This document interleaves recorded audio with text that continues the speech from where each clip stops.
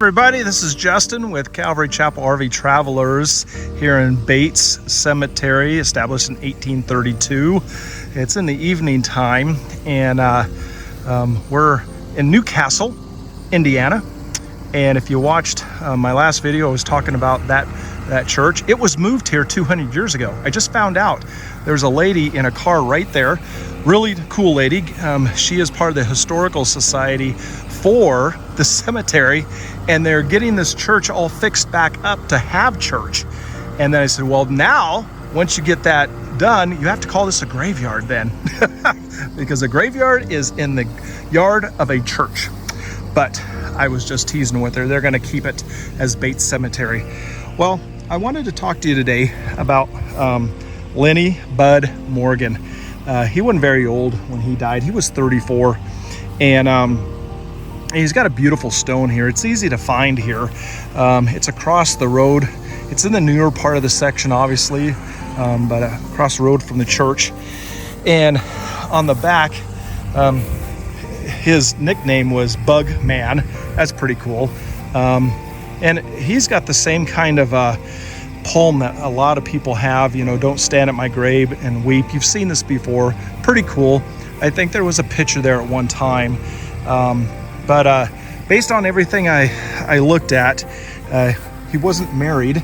And if he was, and somebody knows, then definitely put in the comments. But he died from a massive bilateral pulmonary. In other words, he had a heart attack at 34 years old. And, you know, they did do an autopsy to make sure that there wasn't any substance abuse or anything, and unfortunately there was alcohol abuse. He had abused his body that way, and we talked about alcohol before, how it just damages and it destroys. And you know, when you know, you're not responsible, but he just had a massive heart attack at 34 years old, and it happened at 8:55 a.m. and so he had sounds like he'd been drinking all night, and then this happened, and he had actually died in Moreland, Indiana at the time. And so autopsy was done, and it determined that he had died in seconds of the heart attack. So he didn't suffer. If he did, it wasn't very long. But you know, again, those things happen. Alcohol is one of those things, if it's not controlled, it damages. It's very damaging. And you know, in the book of Corinthians, I believe it was, Paul told Timothy to take a little bit of wine for his stomach because he had a bug. He had a stomach virus.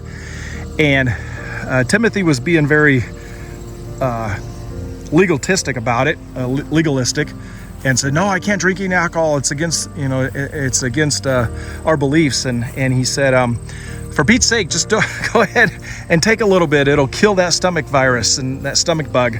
And he just didn't want to be a drunkard. And so there is a time and place for it. But as you can see here, Lenny was, his life was cut short because of it. And so was a video I did before with April. Her life was cut short, but she wasn't the one drinking. It was somebody else, and that person's still alive. And so and from what this lady here was talking about, he only got a couple of years for her death. And so please keep Morgan's family in prayer, okay? And it looks like if we, yeah, his father Lenny died, you know, shortly after that, and he was a veteran, it looks like. But it's sad to bury your son, you know, because Lenny died in 95 and his father died in 97. Anyways, not harping on alcohol.